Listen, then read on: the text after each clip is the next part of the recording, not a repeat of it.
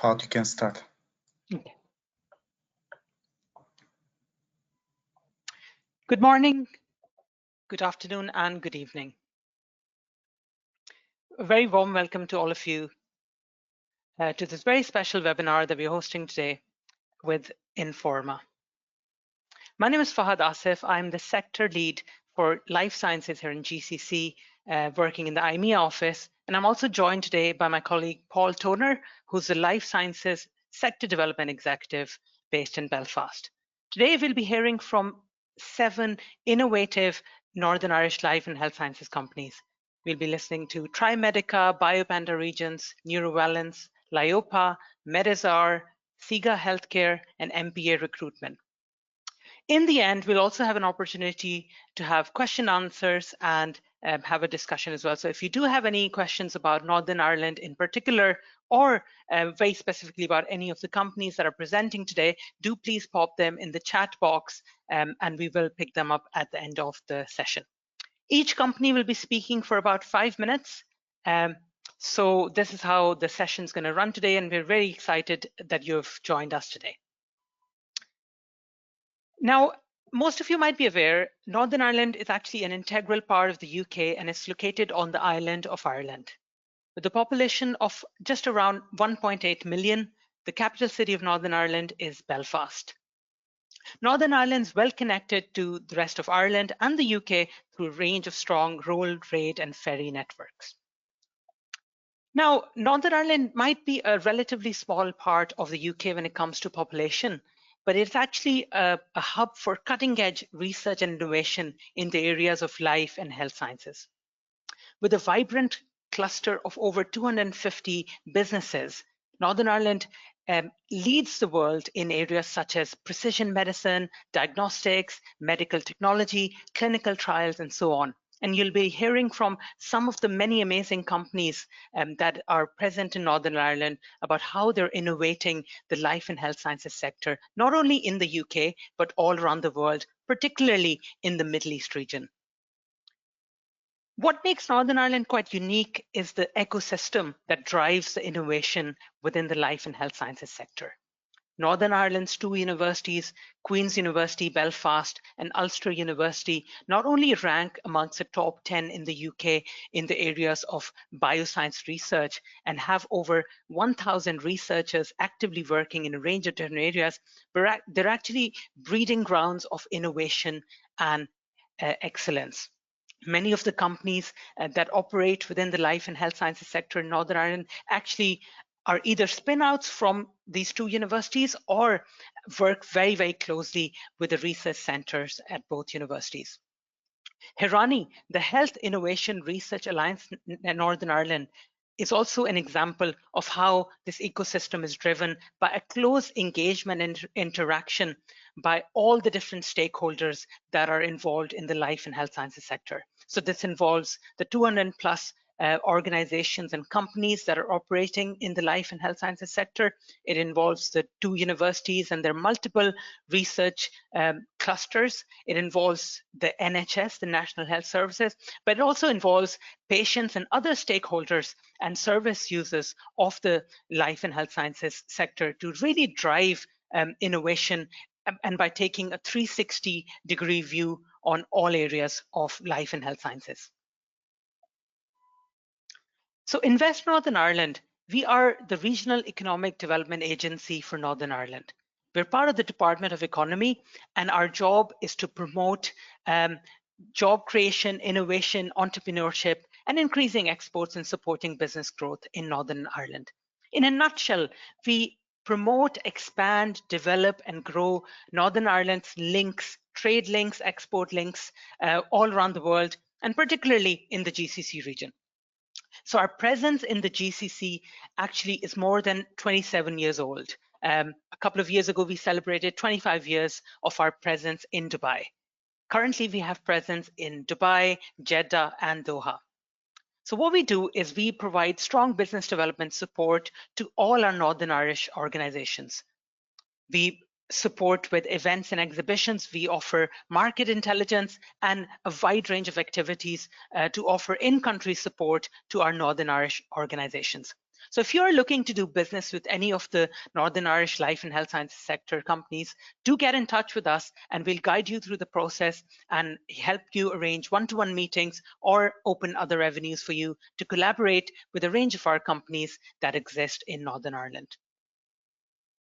Now I'll invite my colleague Paul Toner, who's the Life Sciences Sector Development Executive, to come and say a few words. Paul, if you'd like to unmute yourself and open your webcam, please. Thanks, Fad. Thank you indeed. Not that I won't keep everybody very long. I just want to say, look, thank you all for attending, whether it's a morning, afternoon, or evening, wherever you are. You're very welcome, and hopefully you'll find some of our speakers to your interest and follow.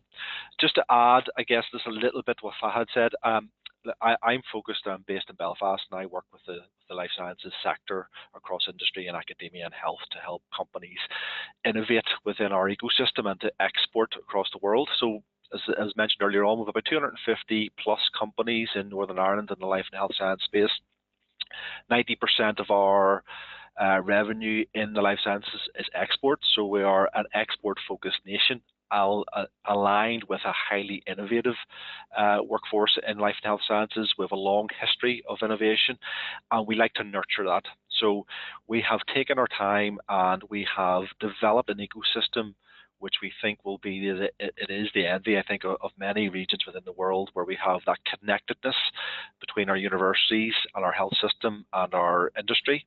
This has fostered an agility amongst our companies who are able to move at pace to meet customer demand wherever in the world that may be.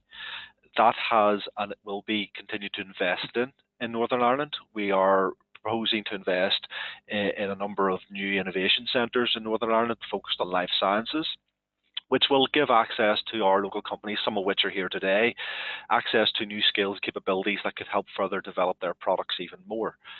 The upshot of that, well, those companies will be bringing those innovations to your region in the near future, and hopefully you will get a taste of what they have today in their presentations.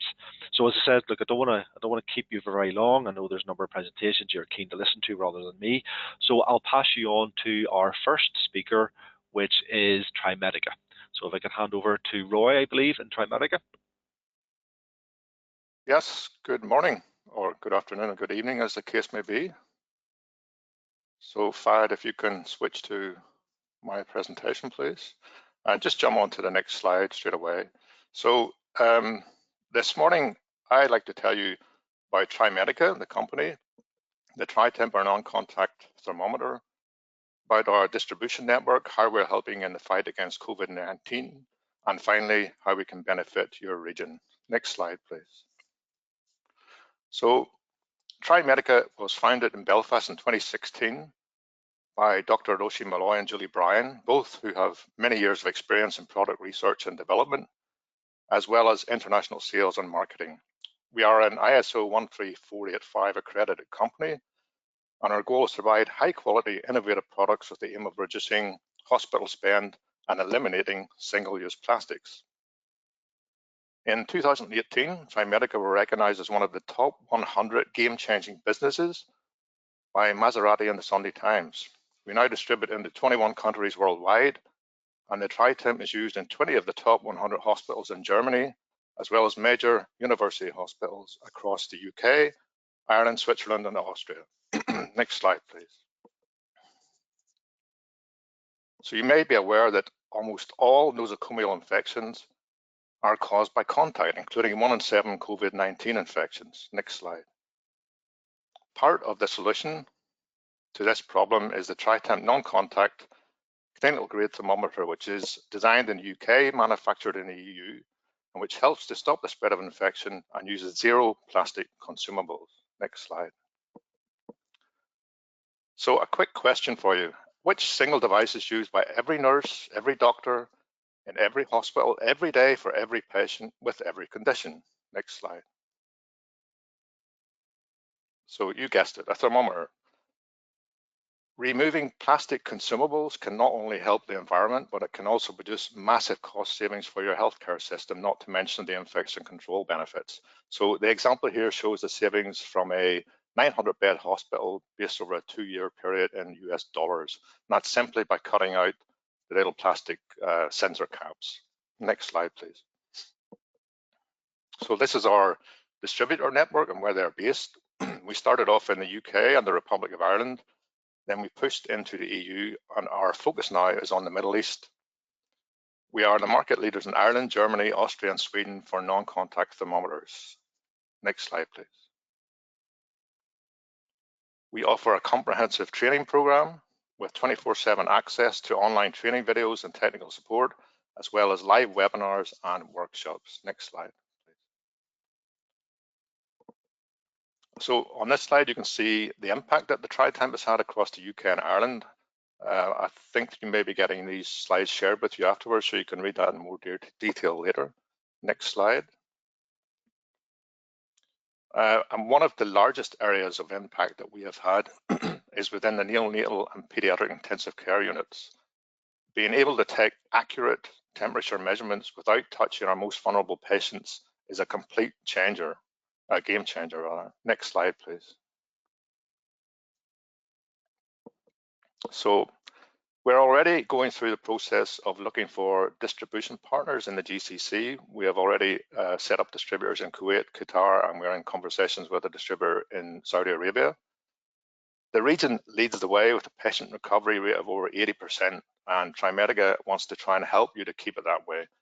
We want to provide healthcare systems within the GCC with an accurate, robust, and reliable non-contact infrared thermometer, which will help you to minimize the spread of infection, massively reduce your costs, and help your environment by reducing plastic waste.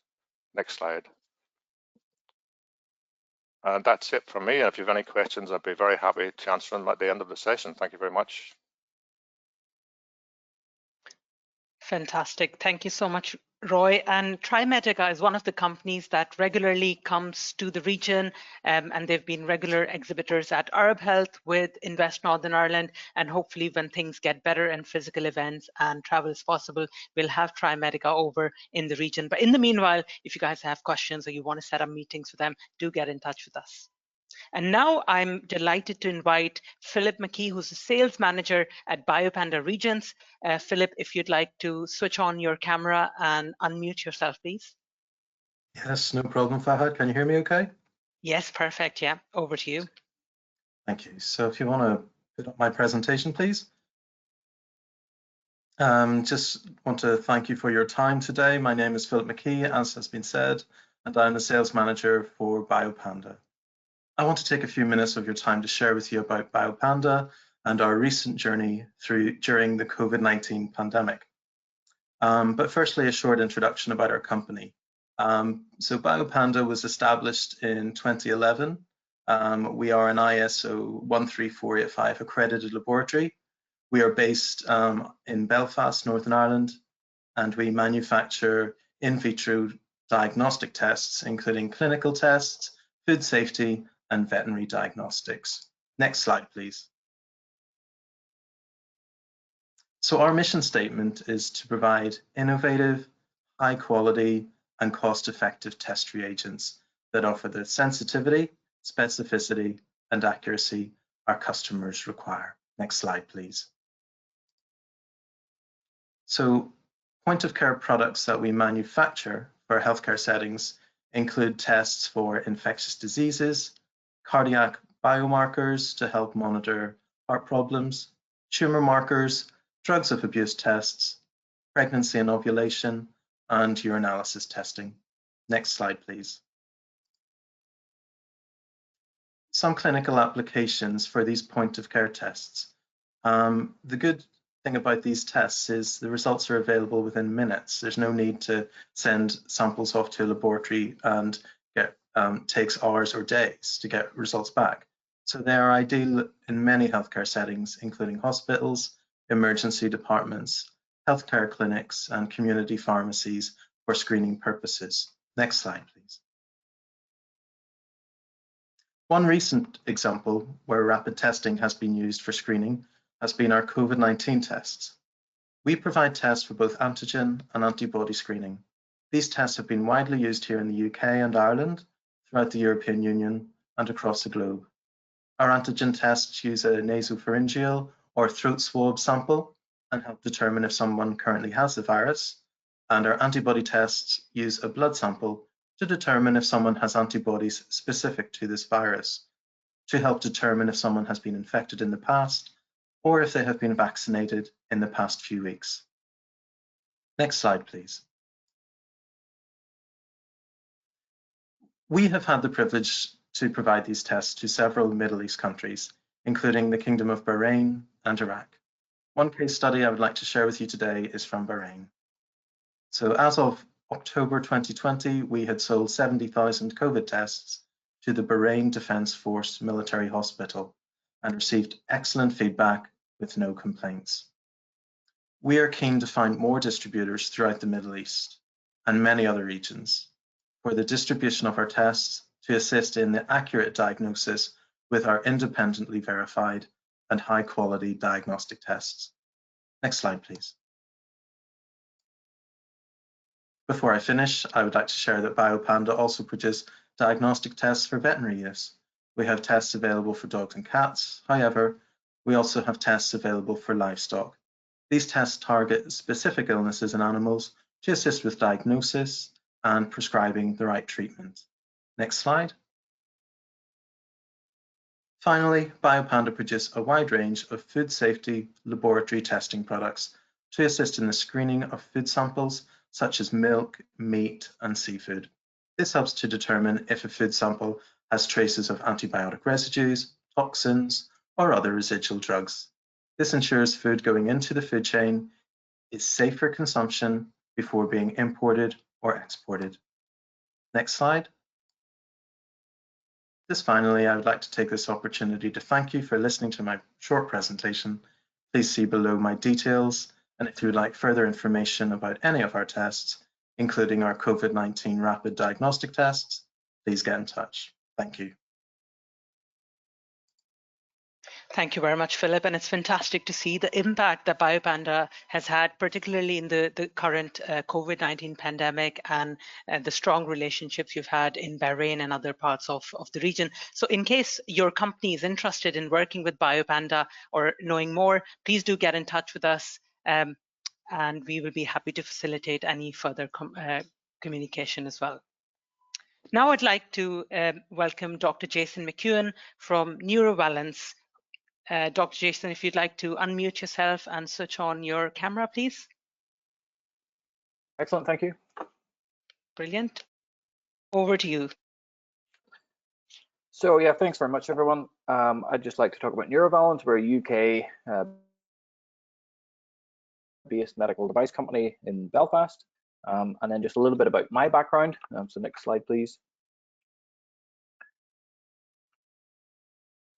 So I'm a medical doctor from the UK, but I'm also one of the youngest visiting scholars to be invited out to the University of California in San Diego.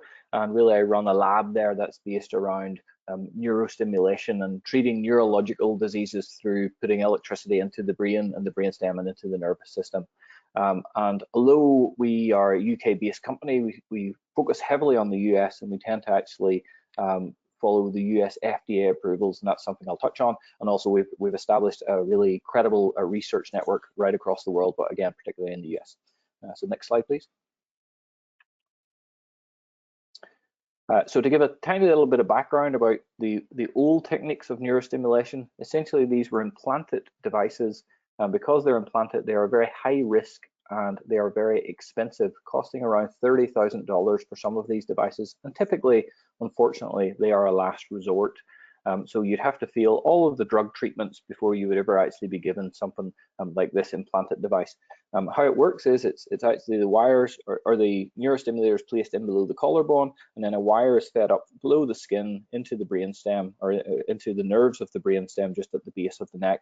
But the benefit of this technology is that a single piece of technology can have multiple FDA approvals for a range of applications. So next slide, please.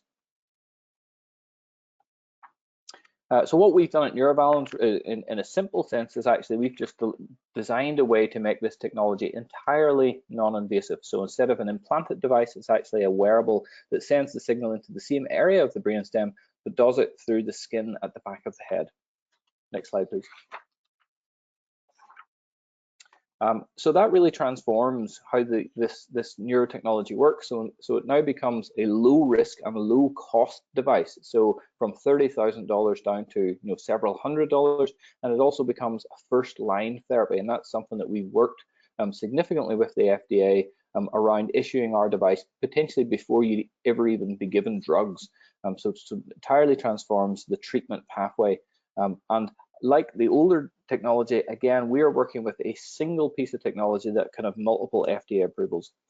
So next slide, please. So the question is really, what technology or what indications can we treat? Sorry, next slide. Yep. And broadly speaking, we can break this into two: the neurological side of disease and then the metabolic side. And on the neurological side specifically, we're interested in insomnia and anxiety. And on the metabolic side, our primary interest is actually treating type 2 diabetes, but also other metabolic disease and obesity. Next slide, please. So just very quickly, these are 4 global epidemics, but specifically for the Middle East region, I want to focus on 2, the insomnia and anxiety devices. So next slide, please. And to give an idea of the timelines for this, we're actually pending our FDA approvals for the 2 neurological devices. So they are due imminently, really. So we're ready to commercialize those devices, certainly the first half of this year.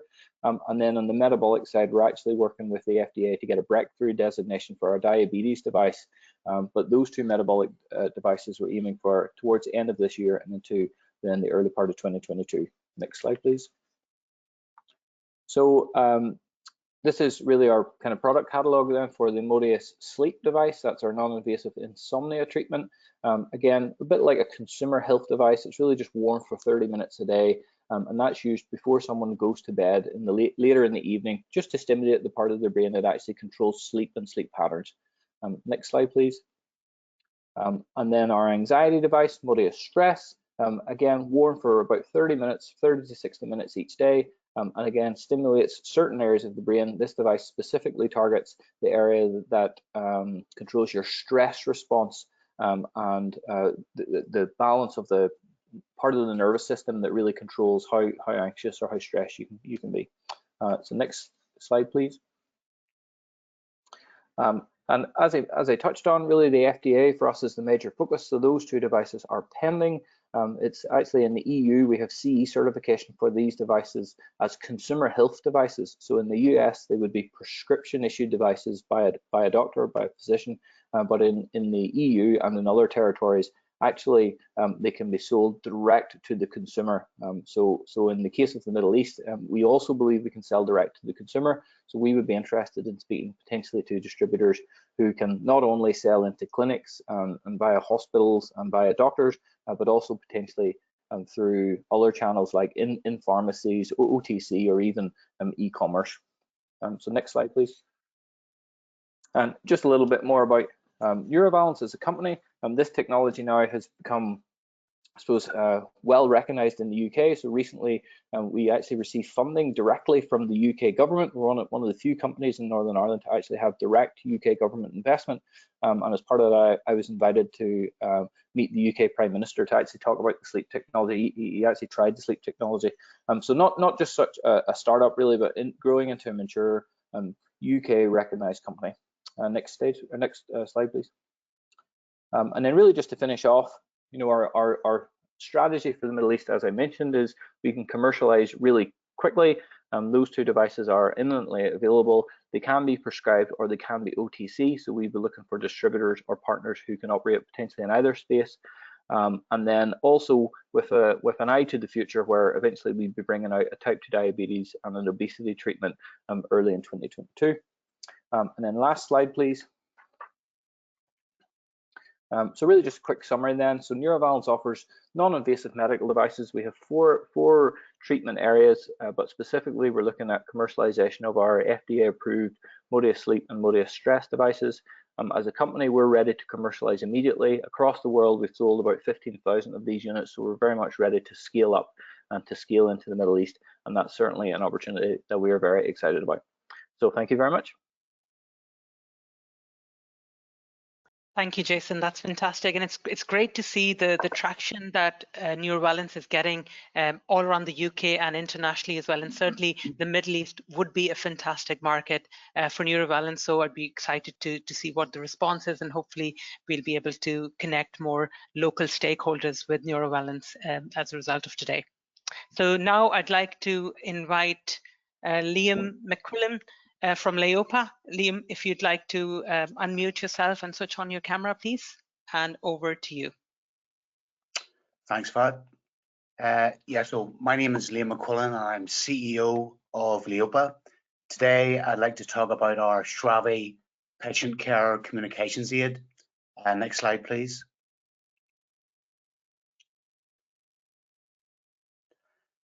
So Shravi is a communications aid for patients with severely impaired speech. It's categorized broadly as an alternative and augmentative communications device. The Shravi application is based on our patent pending lip reading technology. So our technology can analyze lip movements in video and figure out what someone's trying to say. So effectively, sorry, next slide, please. Effectively, we're giving a voice to the voiceless. We're initially focusing on in-hospital critical care environments, although Shravi can be used in any setting, for example, at home. Next slide, please. So there are many conditions that can impact a patient's ability to speak, either temporarily or permanently. Within critical care environments, it's common, for example, to have patients with tracheostomies and laryngectomies, and these procedures can severely impact their ability to speak. Also, prolonged periods on ventilators will damage the voice box and vocal cords, sometimes irreparably. So this sudden inability for these patients to communicate can cause them a lot of stress and impact their mental and physical well-being. It's also worth noting that ICU-based COVID patients are commonly given tracheostomies to wean them off ventilators. So the numbers of patients within these critical care environments that are presenting with severe communications issues is rising dramatically currently. So these patients and their carers often need to communicate brief but urgent information quickly. Next slide, please.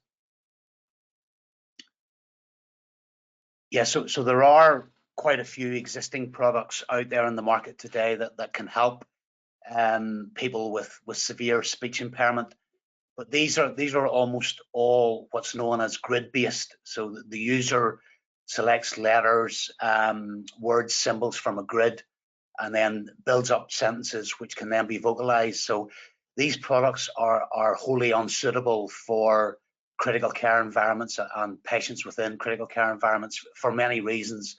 Primarily, these patients are generally very unwell and they just don't have the mental capability nor the manual dexterity to operate these grid-based devices. Also, many of these devices require bespoke stands and mounting brackets around the bed, and that's simply not feasible or practical within a dynamic intensive care unit. And also, a lot of these current grid-based devices are configured specifically for a particular user, so they can't really be shared amongst patients. Next slide, please.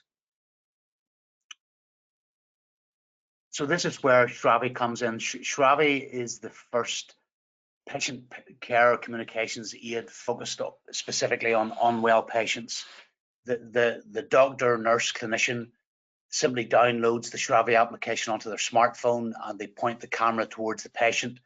The patient will attempt to say something, and Shravi and our lip reading technology will analyze the video, figure out what they're trying to say, and this gets returned in text format onto the device screen and can then be vocalized so everyone can hear it. There's no user training needed. All the patient needs to do is to be able to move their lips, and this can allow them to communicate this urgent basic information quickly to their carers. We've also just brought out a new feature called Remote Shravi, which allows these speech impaired patients to communicate over video chat with their loved ones at home. Next slide, please. Yeah, so we have trials ongoing within the NHS in a number of ICUs. We're planning on commercially launching the Shravi product at the end of this quarter. We're currently about 75% of the way through getting our CE marking. Currently, the application supports English, although we're rapidly developing a variant that supports Mandarin. And in Q2 and Q3, we'll, on a business needs basis, we'll support other languages. Next slide, please. Yeah, so we feel that Shravi has particular relevance for the GCC region. Within that region, there's an increased focus on medtech, on particularly AI, machine learning, deep learning based solutions, and Shravi is a really good example of that. There is an aging demographic. People are getting older, they're living an increased sedentary lifestyle, and there's a projected rise in chronic conditions in the future, and therefore more ICU admissions, more people on ventilators, etc. So we're very eager to develop partnerships and distributor relations within the region. Next slide, please. Yeah, so I'll just leave you with a quote from a lead ICU clinician within the NHS whose team have been using Shravi over the last few months. So thank you, and any questions, very glad to take them at the end. Thanks. Thank you, Liam. Really good to see how technology is revolutionizing the healthcare systems, and sort of a glimpse into the future as well on how healthcare would look like in terms of integration with different technologies. Thank you for that. And I just want to reiterate, if you guys have any questions for any of the companies that are presenting today, do please drop them into the chat box, and we'll be taking them at the end of the presentations as well. And we will be sharing the slide deck with everyone as well, so you'll have a copy of all the slides as well. Now, I'd like to welcome Jeffrey Prince, who's the Managing Director at Medazar Sanitizer Products Limited. Jeffrey, if you'd like to unmute yourself and switch on your camera. Hopefully unmuted now, Fahad. Yep, I can hear you. Over to you.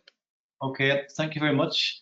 Good morning, attendees. Thank you very much for giving me the opportunity to present Medazar, the company, and Medazar, the product. Next slide, please, Fahad. Okay, and next slide, please. Okay, so Medazar, we are a UK-based company and based in Belfast, been an Invest Northern Ireland client company for many, many years, and have attended Arab Health continuously this past 5 or 6 years. We are funded by Invest Northern Ireland, who have helped us to develop the Medazar range of products. The product itself is a second stage or second generation sanitizer based on a non-alcohol based formulation, which gives us then quite a number of different products such as foamers, hard surface sanitizers, and wipes, etc. It is 100% alcohol free. It has been halal certified. Contains no toxins, no irritants, etc. And it is used or can be used in a number of various markets. So the primary one at the moment being, of course, the medical hospital market. Next slide, please, Fahad. Okay, so the company itself is fully based in Northern Ireland. We do all our research and development here. And we then go around, we have attended many of the conferences around the world and have, by that route, have gained quite a number of distributors around various countries. Next slide, please, Fahad.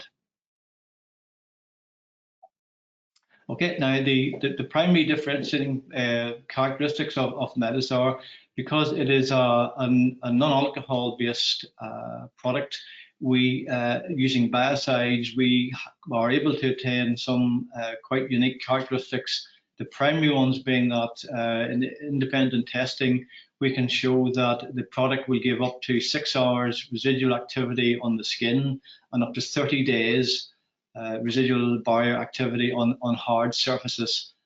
All these claims and the tests have been conducted in various laboratories around the world, primarily in the United Kingdom, but we have had testing done in Singapore, in Malaysia, in Australia, in Indonesia, and in Africa.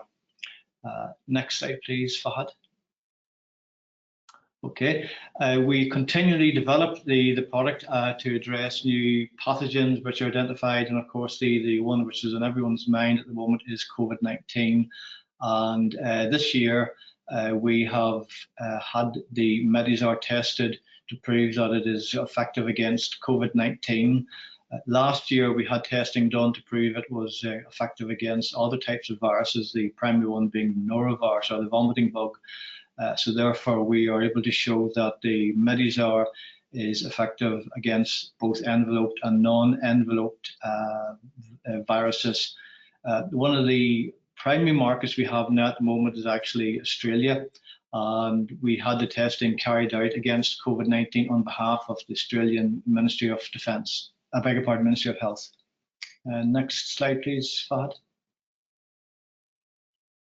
So this is just a very short view of the current pathogens which we have certification to prove that Medizar is effective against. We have over 25 different certificates for the product. So every single claim that we make, if we say they kill G. coli or MSRA or COVID or whatever the claim we make, we have independent laboratory and MOH testing to prove that we have that. Next slide, please, Fahad. These are the international standards that we've had the product tested against. If you look at the bottom left-hand side, you see Australian TGA, which is their Therapeutic Goods Administration, which is effectively part of their Ministry of Health.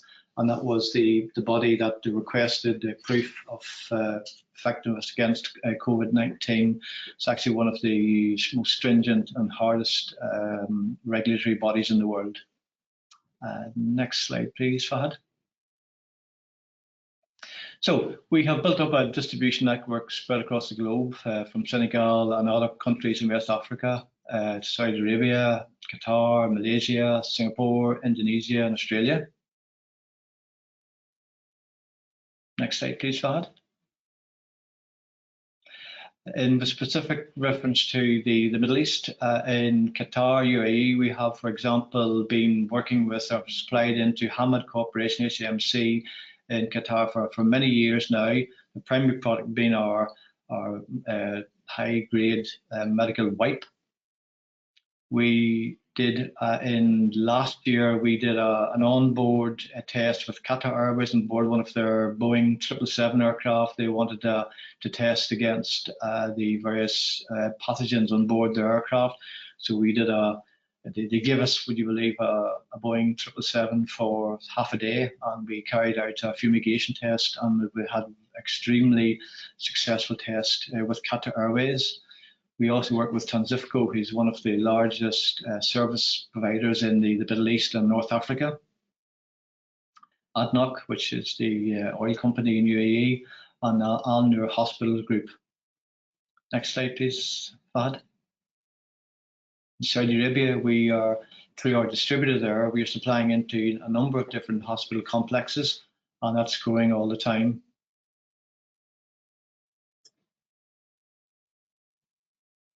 In terms of the product range, we manufacture hand foam sanitizers, gels, hard surface, fogging, and wipes. In terms of the single most successful product group, it has to be the wipes, which is a growing and extremely large market across the world. Next slide, please, Fahad. So this is the wipe product which we had tested this year for COVID-19. The way that we work is that it's the formulation which does the work against the pathogens and not the particular product. So, for example, the formulation which goes into our gels, hard surface sanitizers, foggers, and wipes, etc., remains the same. It's just how that is delivered, whether it's delivered through a hand pump or on a wipe, that differentiates the various products. Next slide, please, Fahad. Okay, so we do a range of wipes. Some of them mandated, for example, by WHO, for example, neutral detergent wipes, and then high-grade medical wipes, but also a number of other subsidiary wipes. Last year, we entered the Australian market for the first time through our distributor there, and in 1 year, we achieved sales of over 1.4 million units, which gives an indication of the potential for the product in the medical and the commercial market. And whilst we have a number of distributors across the world, none of them at the moment, with the exception of Australia, is exclusive. So we are looking to develop further our distribution network across not only the Middle East and North African markets, but across the world. Next slide, please, Fahad. So the products, whether they're coming out as a wipe or as a fogger or as a hard surface application, will be able to sanitize any surface in any of the areas in which we work, should they be medical, commercial, airlines, or schools, education, etc. And with our certification, we are able to back up and prove any of the claims that we make for the product. Last slide, please, Fahad. Thank you for your time. Hope you found it of interest, and we look forward to any questions you may have at the end of the session. Thank you very much. Thank you, Jeffrey. And like Jeffrey said, we welcome any questions that you might have. So do please pop your questions into the chat box, and we'll pick them up at the end of the session.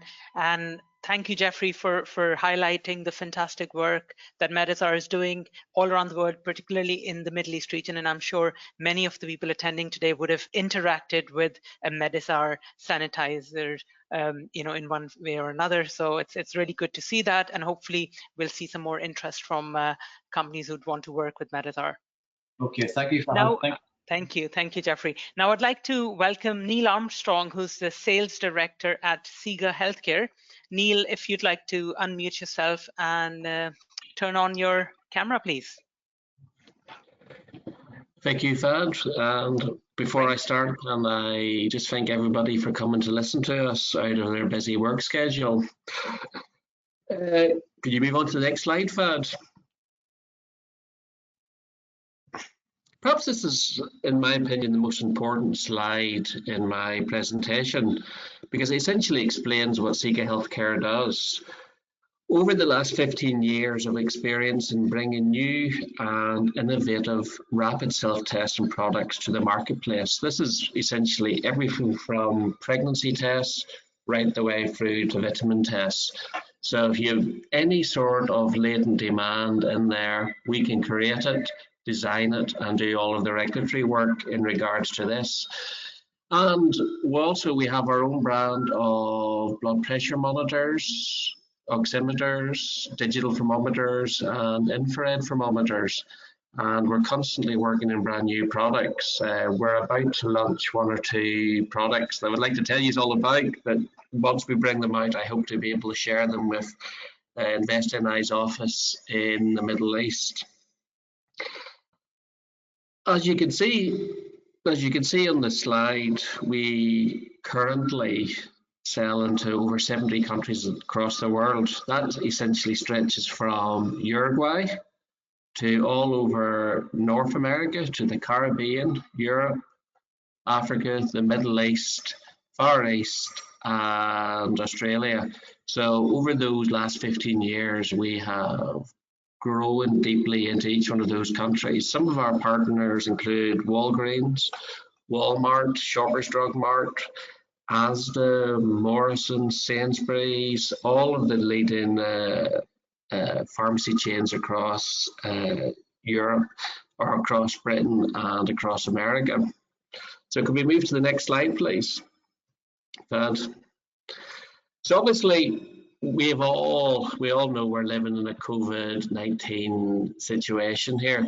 So with our team and the partnerships that we formed, namely the RTC UK government antibody test, we have created 2 or 3 different types of tests. As you can see, test 1 is an antigen rapid test, which is a saliva-based one. Test 2 is an antibody rapid test, which is blood. The third one is an ABC, obviously antibody test, which is also blood, and the COVID-19 Smart app. I'll tell you a little bit more about the UK RTC consortium. The British government created a consortium which brought 4 component parts in to create the first UK made and manufactured COVID-19 test. So recently we received some very big orders, and what we're in the process of doing is taking this to as many countries across the world. It's the first one of its type, and it has worked very, very well. So moving on to the next page, Fad.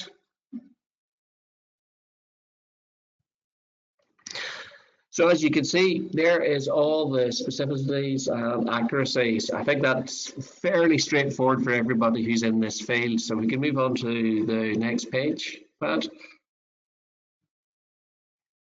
So as you can see, this is one of our own personal COVID-19 tests. This was one of the tests at the start of the COVID-19 test, or COVID crisis, that we supplied to the British government and numerous other countries across Latin America and across the Caribbean. We found a great deal of success with this test, and it's also helped us gain footholds in new marketplaces, places like Guatemala, Panama, Honduras, and places like that. So if we move on to the next page, please. So once again, as I said, this is the new 2019 COVID antibody test. As you can see, I won't bore you with going through all the details because I'll be happily speak to everybody about it.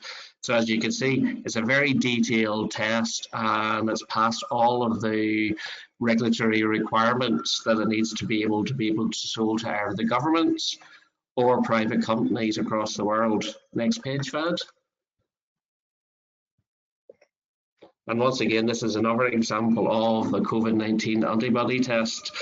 This particularly was one we have had much success in selling to companies across the UK, where essentially they wanted, essentially in the building industry, where they wanted to test everybody. So we really gained a large traction with this product. Moving on to the next page, Fad. Yes, this perhaps is the second most important page. The Oxford COVID-19 vaccine and the UK RTC ABC-19 rapid self-testing test. These 2 products have been designed to work hand in glove with each other. As we know, the government has spent a vast amount of money with the Oxford test to get it out to as many people as possible. Now, our test works hand in glove with that. So what we have found is the government has purchased a monumental number of the Oxford tests to use our test as a backup as well, to see if there's antibody resistance has been created.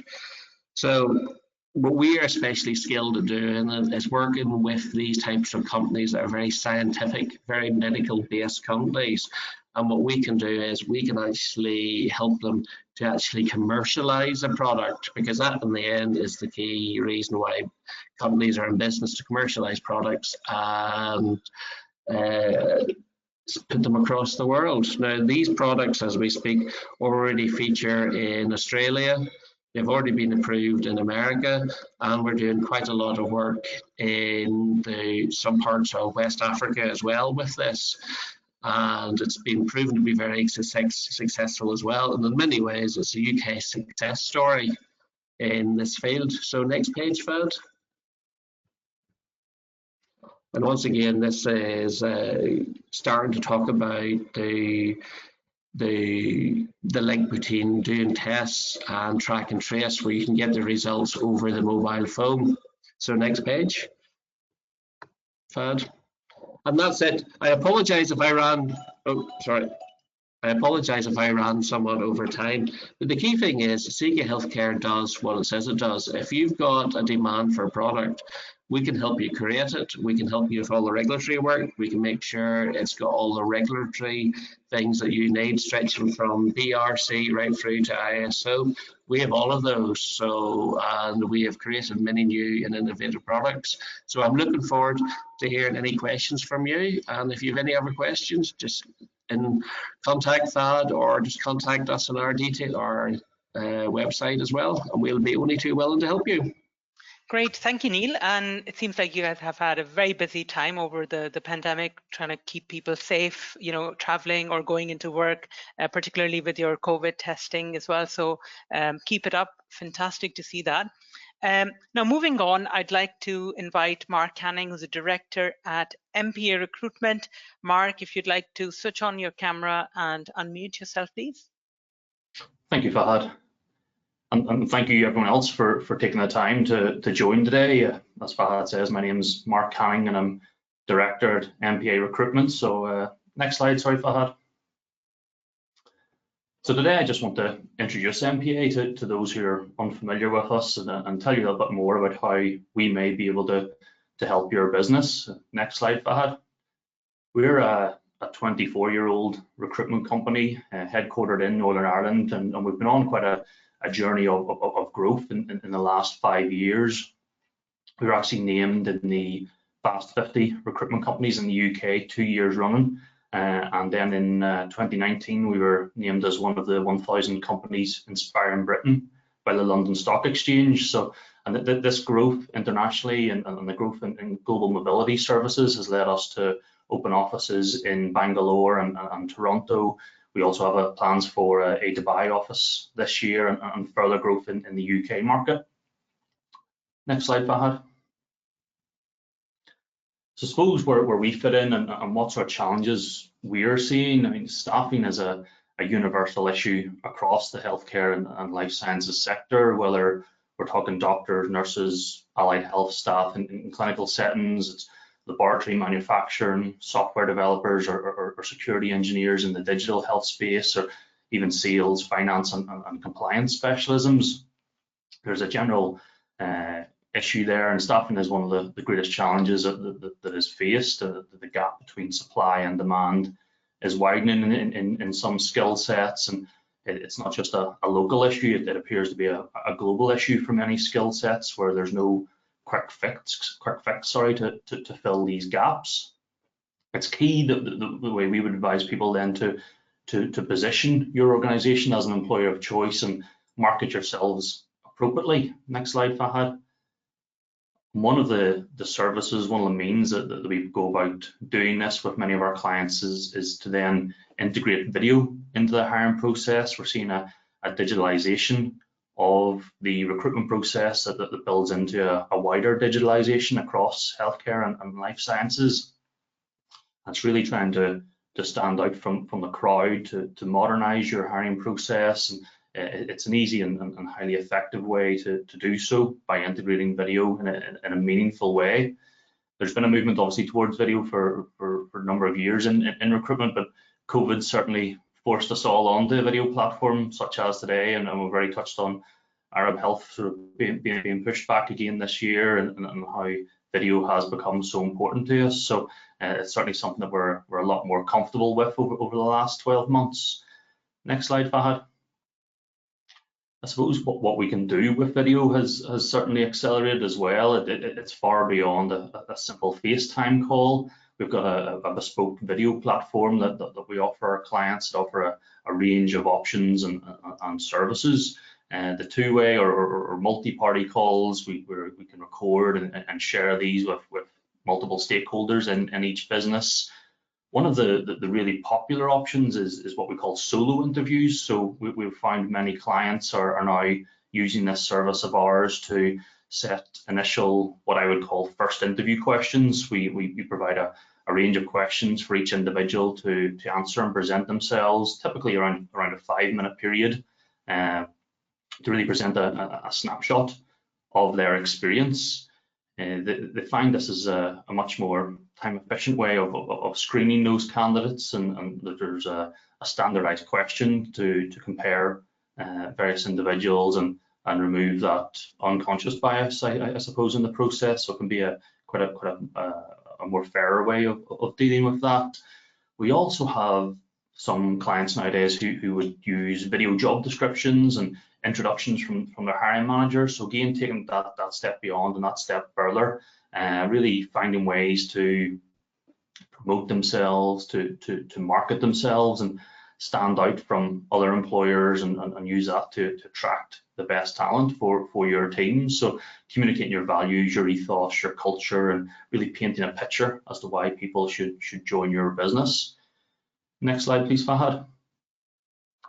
And really, one of the key aspects of advice that we would give people when using video and how to get the most out of video is use it where it's appropriate to you. You know, just because you can record everything doesn't mean you should. You'll find where it adds value for you and for your business. Embrace the added functionality that it gives through either solo interviews or those job descriptions. We even have 1 or 2 people who use them now for reference taking video references rather than having forms filled in and phone calls. We can send a link where people will record video references for individuals who are coming to join your business. So considering the marketing, the PR possibilities on how to present each opportunity to prospective employees, and where really to embrace video to do that, create a positive candidate experience, even employee testimonials, people on your team who have recently joined and want to tell their stories of the positive experience that they have had, can really add an extra dimension on how you attract talent to your business. Next slide, please, Fahad. So every slide, every presentation has to have one of these slides with who we're currently doing it with. But what I'd say is that there's obviously various organisations there across the GCC and in the UK and Ireland that we work with. We're the largest staffing provider to the NHS here in Northern Ireland, and we're currently in the process of opening for our offices in Scotland and England off the back of a larger contract that we've won in 2020 with the NHS. And each client would use the technology itself in a different way. It's typically tailored to their process and their needs. Next slide, Fahad. So video is really here just to reduce the time to hire. You know, it's a speedier process, uses everyone's time better and in a much more effective manner, and hiring managers can focus more time on their core activities beyond recruitment. It streamlines the hiring process to fit again with your current needs, and it's a very effective way to pipeline candidates while COVID restrictions are in place. Obviously, we're not allowed to meet, we're not allowed to visit in person, and many hiring processes in the UAE would invite candidates over for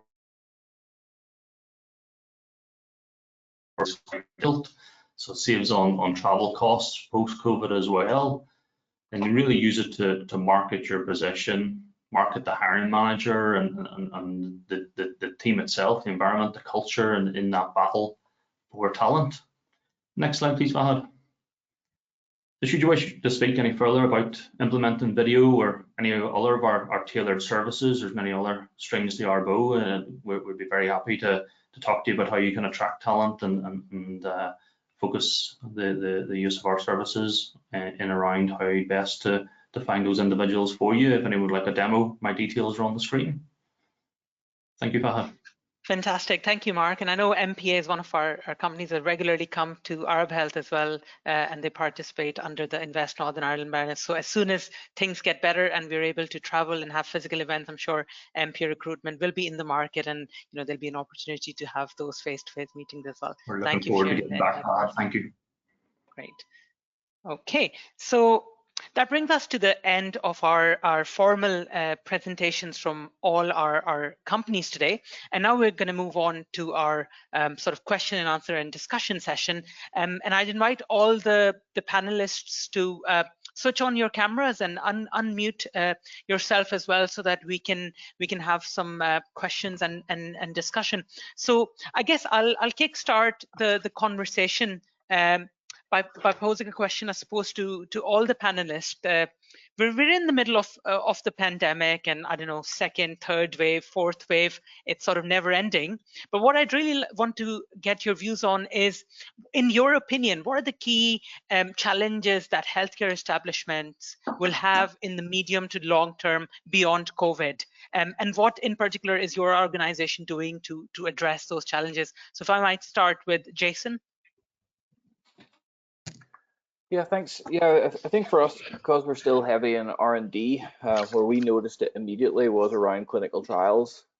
So I'm sure it's an issue that a lot of people are going to have, but there are really two distinct features for us. One was, recruitment of new clinical participants. So whenever the sites or whatever were shut down, or there were heavy restrictions, you really had to do a kind of risk-benefit analysis where you were bringing someone into a hospital environment, say, to start them on a clinical trial.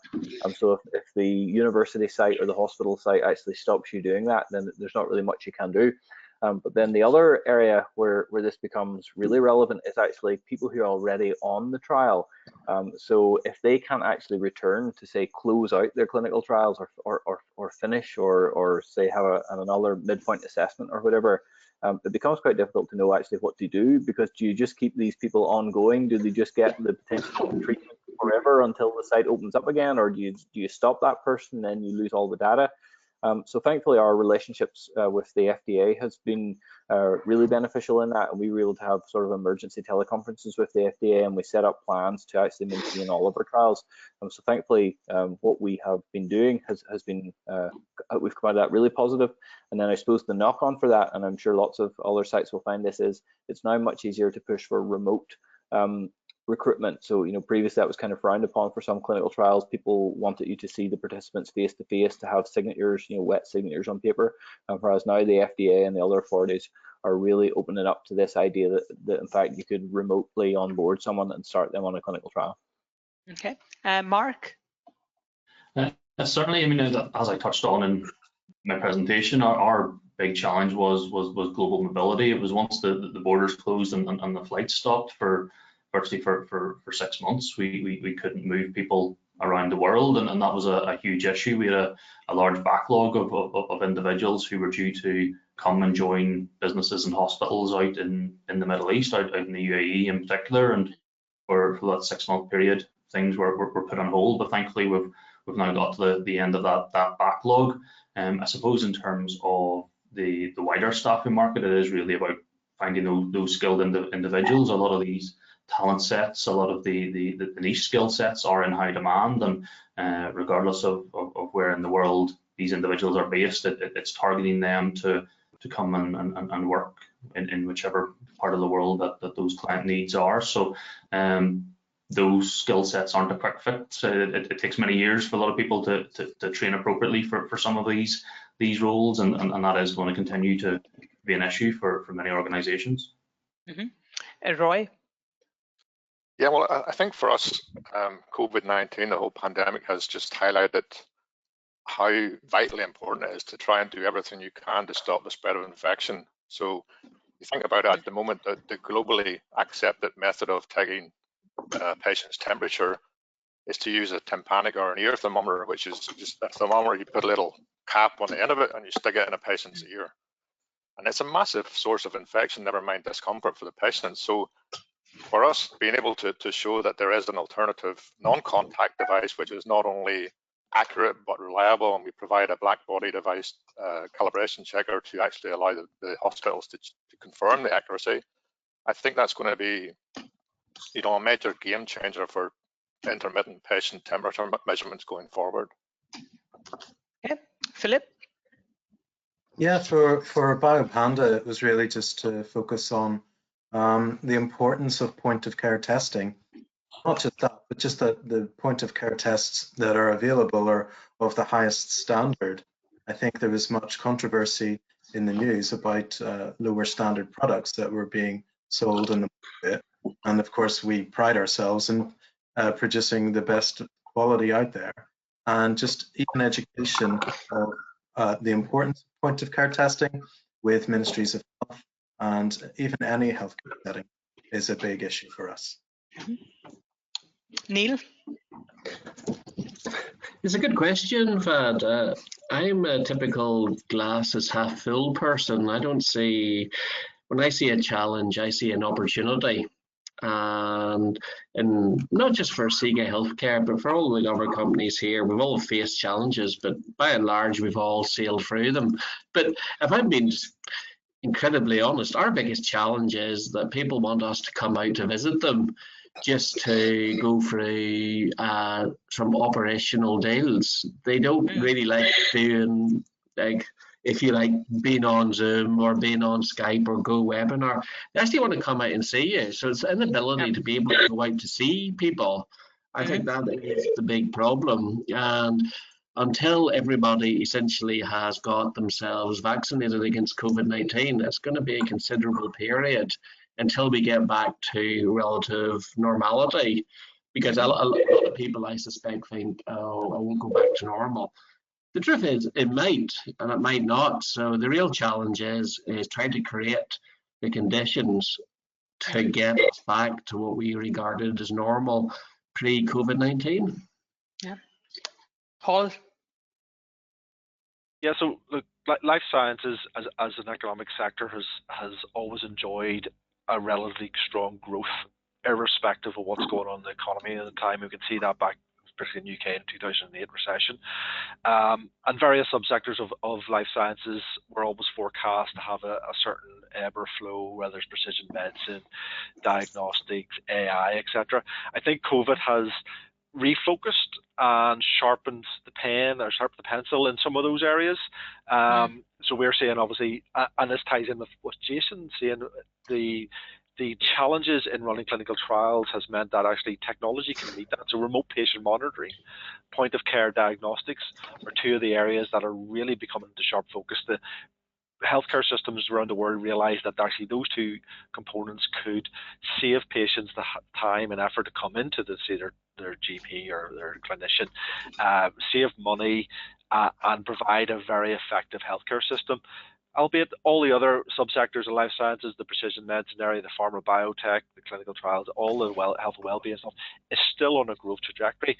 There will be short-term challenges in the next 2 to 3 years, I still think, in terms of getting back to those normals. But I think long-term, remote patient monitoring, point-of-care diagnostics are certainly here to stay and a growth area. Liam? Yeah, I suppose for us, the sweet spot for our technology, our patient care communications app is ICU, kind of critical care environments, and those unfortunately are, the environments that are kind of critically overrun at the moment. I mean, we've talked to ICU consultants who haven't had a day off in kind of 30, 40 days. So when you're trying to enlist their help in trials to trial your technology, it's because it's not their biggest priority. They're saving people's lives. That's been a bit of a challenge. But I suppose on the flip side, with the rise in COVID patients and these patients needing ventilation and tracheostomies, this inability to communicate has become a massive issue. So a lot of the ICUs that we're dealing with, even though they're completely overrun, they've managed to create little teams of junior doctors and nurses to use our technology with the patients. So, hopefully, it looks like certainly in the UK the numbers are starting to go down a little bit. So, hopefully that situation will get better and better. But yeah, that's been a challenge for us. Yeah, and Jeffrey. Hi everyone. Yeah, I think I would echo what a number of the panelists have said regarding the difficulty in traveling because of the pandemic. The nature of the businesses that we're in and our clients, which are hospitals, critical care consultants, etc., it's not really feasible to do this by telephone or email. So not being able to get into the various countries and meet with them is difficult.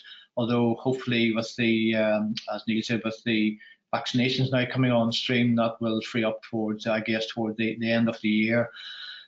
I think the biggest thing that we found with the pandemic, while it's been beneficial to us, sadly, not so to other people, is that it's reinforced the critical requirement to sanitize. I think it was an area which was taken, not lightly, but maybe not as seriously as it is now.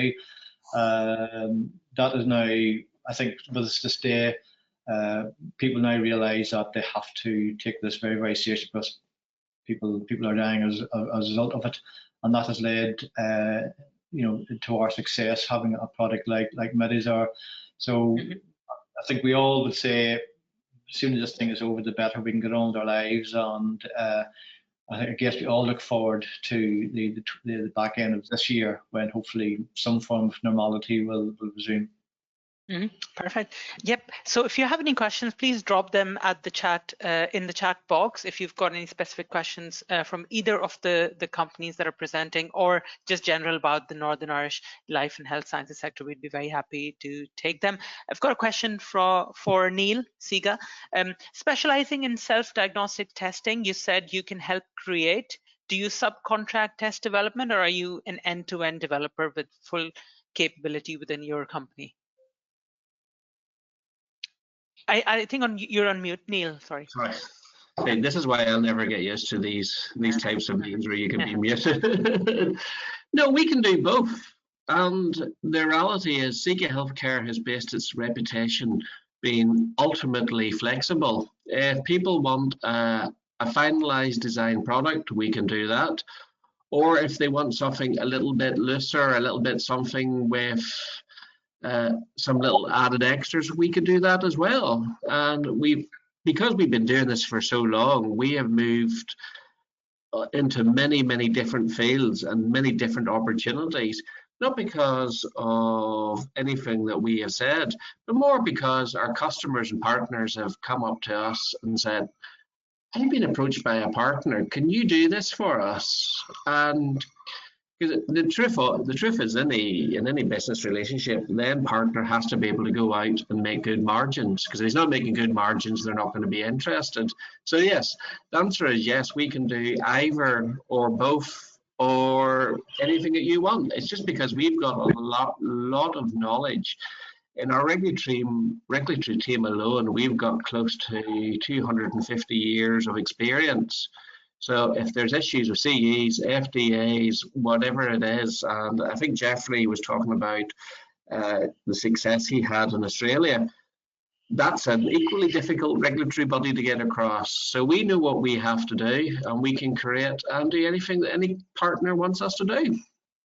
Fantastic. Got a question for Jason and Neurobalance. Will the future obesity products be over the counter in EU and UAE? Yeah, we intend that to be the case. So certainly for our FDA approval in the US, which we would then hope to leverage into the Middle Eastern regions, that would initially be on prescription.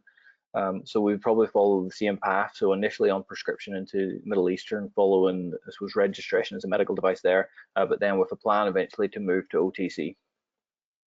Fantastic. We've got a number of comments from distributors who are interested in partnering with companies, so that's great. A shout out to Midhat. Thank you. We've got your message here, and I'll be in touch.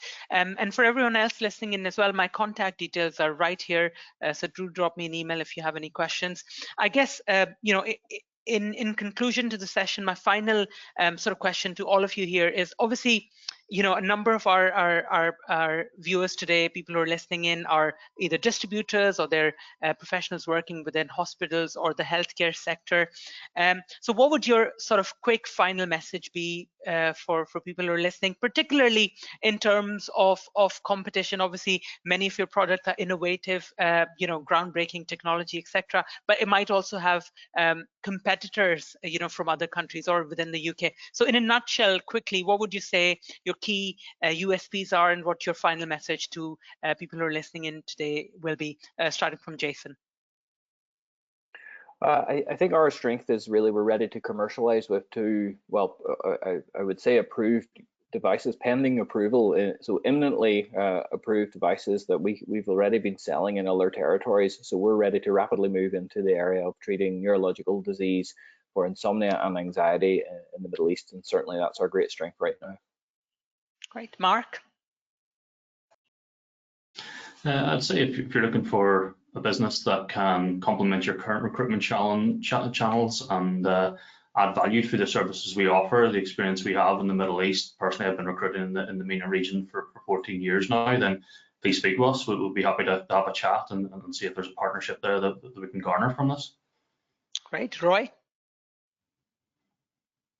You're on mute, sorry. Happen.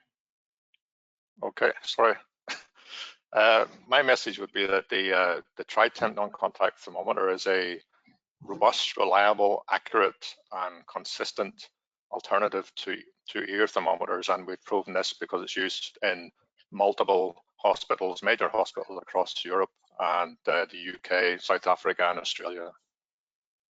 Thank you. Philip? Yeah, just if your point of care diagnostics is a very rising area, and if you are looking for any sort of clinical diagnostics, including COVID testing, please do get in touch. Great. Neil? Well, Fad, I could spend all day talking about our company's strengths, but I won't. I'll mention just 3 words: quality, range, service. Quality, we have all of the regulatory marks that we need to sell all of our products across the world. Range of products, we have an unending number of products. And most importantly is service, because in the end, that's all that matters. There's not much point of doing deals with companies and saying it's going to arrive at a certain time if it arrives 6 months late. So that's the 3 components of CK Healthcare success. It's quality, range, and service. Great. Liam? Yeah, I suppose our USP is that there are no other speech generating communication devices that work in an ICU with ICU patients who are unwell. The other devices, the other applications are just wholly unsuited for that. So we are the only one that will work with these unwell patients with impaired speech. Mm-hmm. And Jeffrey? You're on mute, Jeffrey. Sorry. Yeah, I would echo what most of the other panelists said. Was basically the uniqueness of the product, but with regards specifically to Medazar, it's the effectiveness of the product, and the fact that we have worldwide regulatory certification authorization. At the end of the day, we're all sales organizations, so it's easy to make claims for our products. It's a different kettle of fish if a clinician or hospital group turns around and say, how can you prove this? If we say it kills them, or say, how do you prove it? We have certification for all the claims we make, and we find that as being an extremely useful tool when we speak to the various government bodies. Fantastic.